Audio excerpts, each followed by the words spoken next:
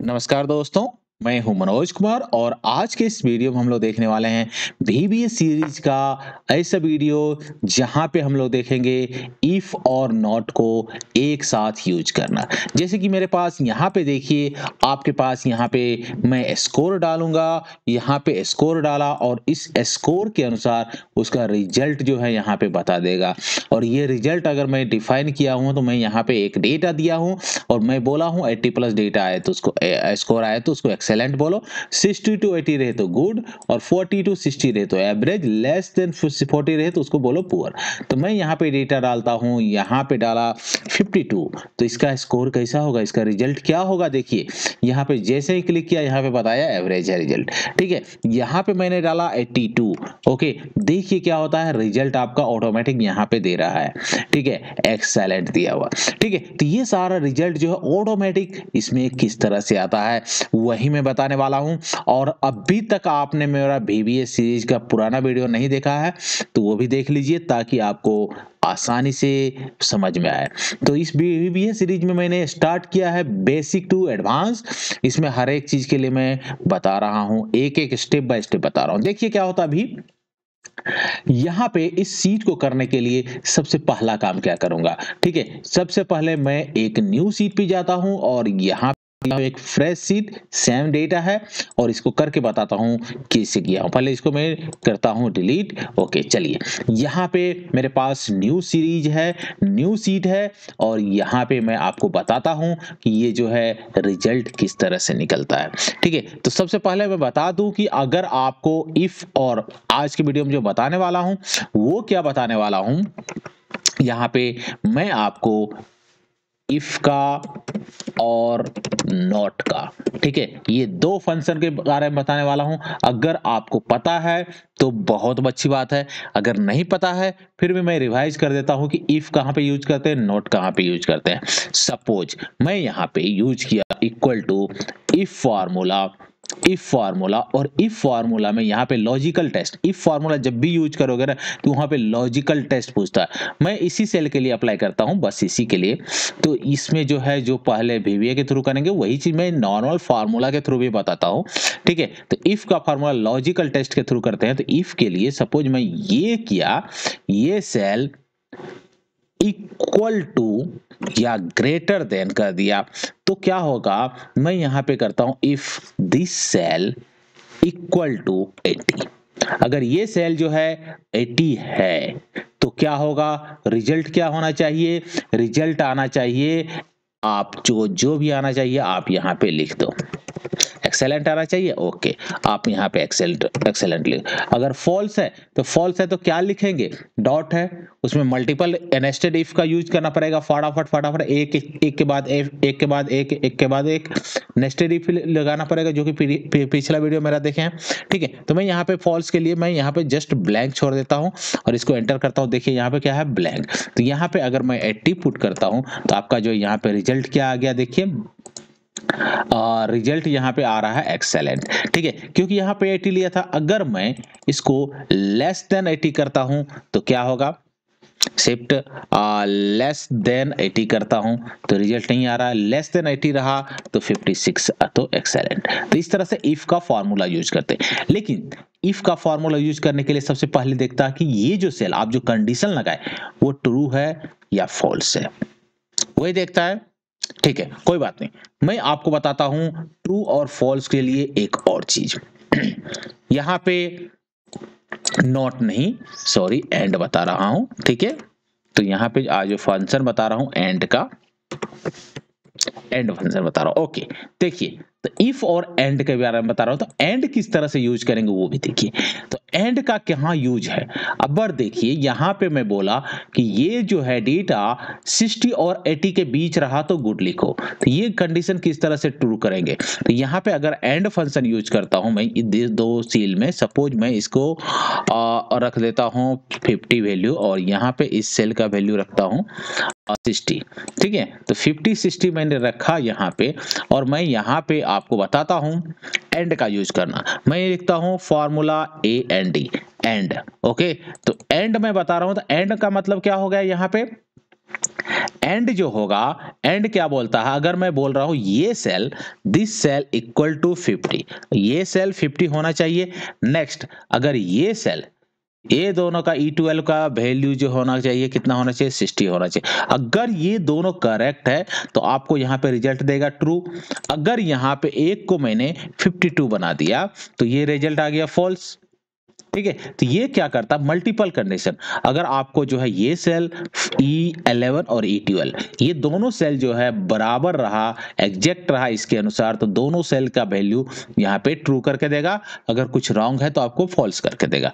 False आ रहा है क्योंकि आपने यहाँ 50 पुश किया, यहाँ पे 52 है। देखिए यहाँ पे मैं 50 कर रहा हूँ तो सेल का वैल्यू कितना हो रहा है, ट्रू हो रहा है। ठीक है, तो ये हो गई ट्रू एंड फॉल्स की।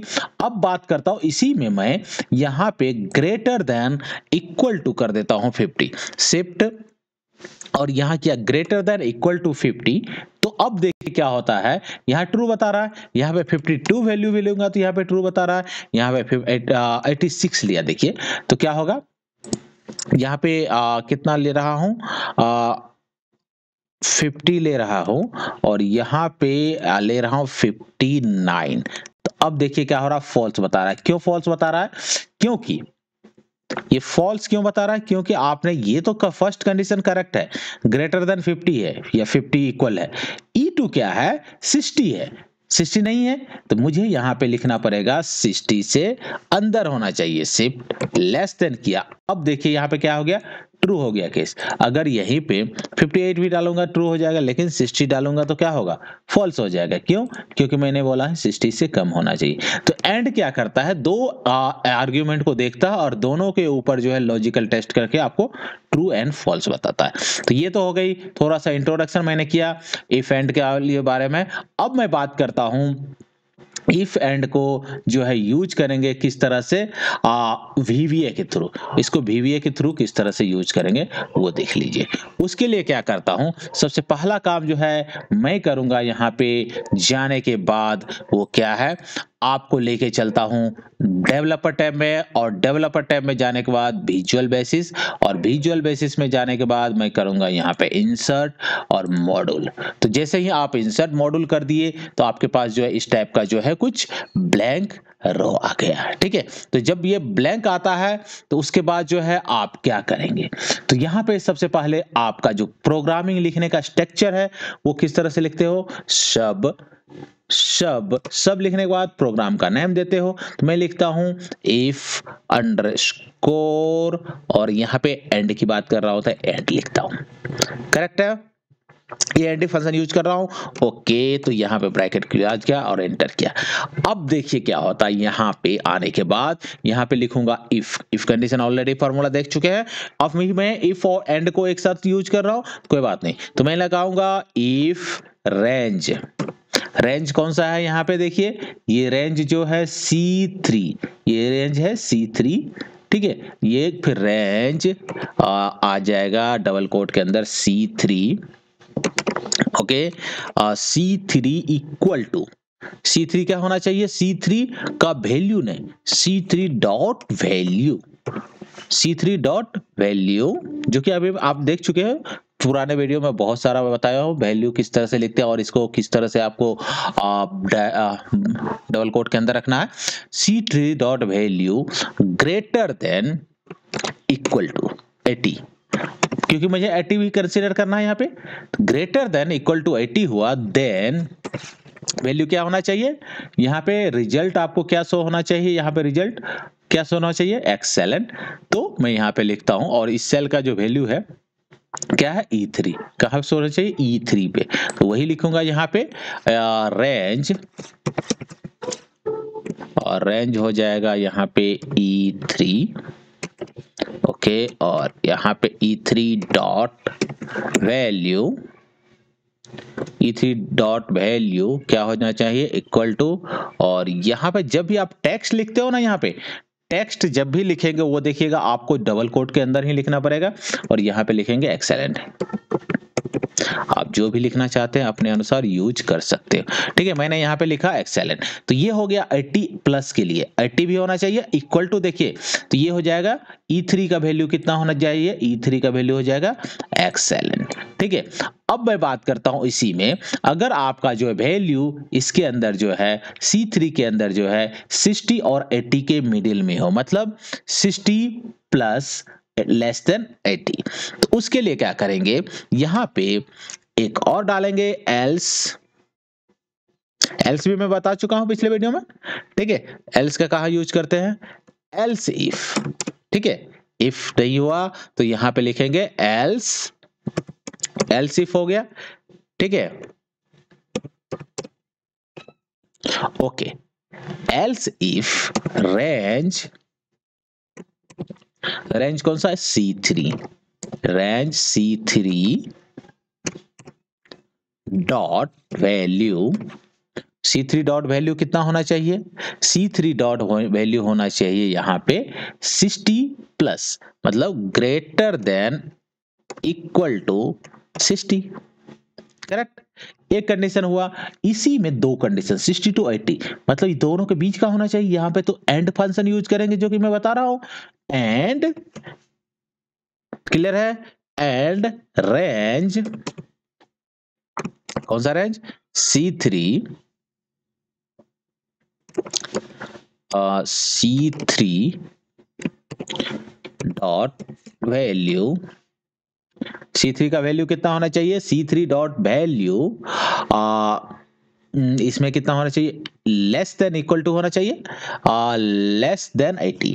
तो यहाँ पे 80 है, तो 80 से 60 से ज्यादा होना चाहिए, 80 से कम होना चाहिए, तो C3 dot value equal less than, okay, less than 80। ठीक है, 80 देन क्या होना चाहिए, अगर दोनों कंडीशन, यहाँ पे देखिए यहाँ पे क्या लिखा हो, एफ इल्स रेंज C3 का वैल्यू 60 से अबव होना चाहिए या इक्वल होना चाहिए, एंड रेंज जो है C3 का वैल्यू लेस देन 80 होना चाहिए। यहाँ पे देखिए एंड फंक्शन यूज किया हो।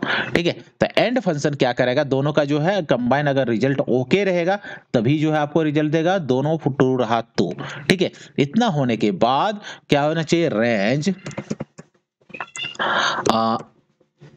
रेंज कौन सा, E3, E3 मैंने क्यों लिखा है यहाँ पे, क्योंकि आपका जो रिजल्ट आना है वो इस कॉलम में आना है, तो इस सेल का वैल्यू है E3। ठीक है, तो E3 लिखा हूं, तो E3 का कितना वैल्यू होना चाहिए, यहाँ पे गुड होना चाहिए, E3 dot value, E3 dot value equal to, double quote के अंदर लिख दीजिए, टेक्स्ट है तो यहाँ पे गुड। ओके, आपने इसको कर दिया, बहुत अच्छी तरह से कर दिया। अब इसी में दो कंडीशन मैंने डाल दिया, इसी के ऊपर आपको जितना भी कंडीशन डालना है, एक और डालना है, एवरेज के लिए भी डालना है। ऑलरेडी मेरा सभी कुछ बनाया है, अब आप इसी को जस्ट कॉपी पेस्ट करते रहो, टाइप करने की जगह इसी को जस्ट कॉपी करो, पेस्ट करो, यहाँ पे वैल्यू चेंज करते रहिए। ठीक है, जितना भी वैल्यू आपको 40 से 60 करना है तो आप ग्रेटर देन इक्वल टू 60 की जगह 40 लिख दो, और यहाँ पे एंड के लिए 60 था, 60 से यहाँ पे आप 80 की जगह 60 कर दो। आप टाइप भी कर सकते हो, मैनुअली भी कर सकते हो, जैसे करना है आप यहाँ पे कर सकते हैं। ठीक है, यहाँ पे E3 का वैल्यू कितना होना चाहिए, एवरेज होना चाहिए, एवरेज होना चाहिए यहाँ, तो लिख दो यहाँ पे एवरेज।